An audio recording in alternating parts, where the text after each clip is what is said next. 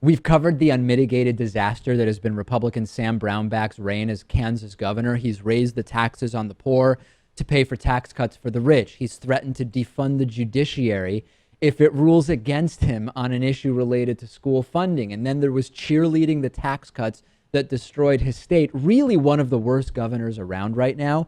And it's coming back to haunt him hard, even within his own party. 100 or more current and former Republicans have endorsed his Democratic opponent, State Representative Paul David, against his bid for re-election.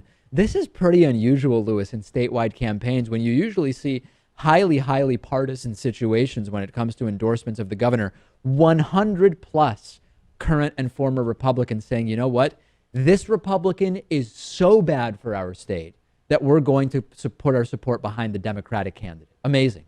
But who was it that they thought this guy was before he was elected, right? Yeah.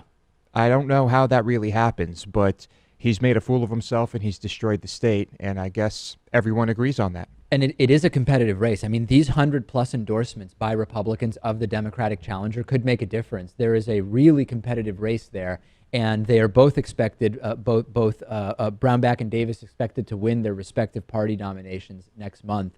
And in response to the endorsements, a spokesman for the governor's re-election campaign said, hey, we've got job creation and education statistics on our side as evidence of how great he's doing.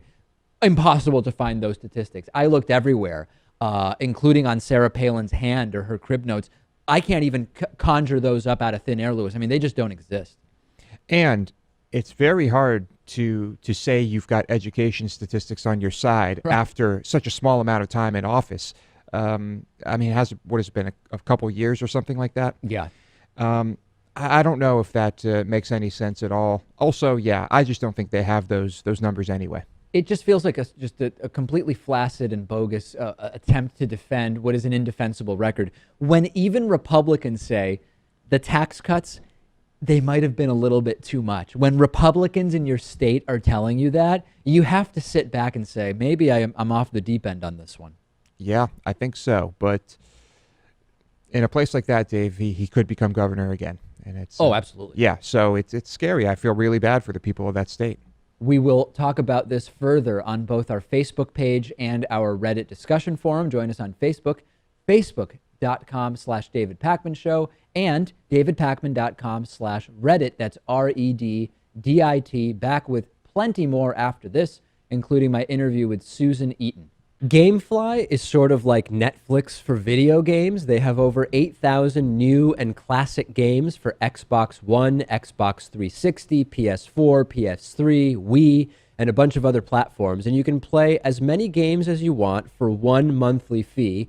And if you find some games you want to keep, you can buy them for a low used price. There's never any due dates or late fees. And our audience can get a free 30-day trial at gameflyoffer.com/TDPS. The games are shipped directly to you with return envelopes included. There's no contracts, and you can rent games through the mobile app.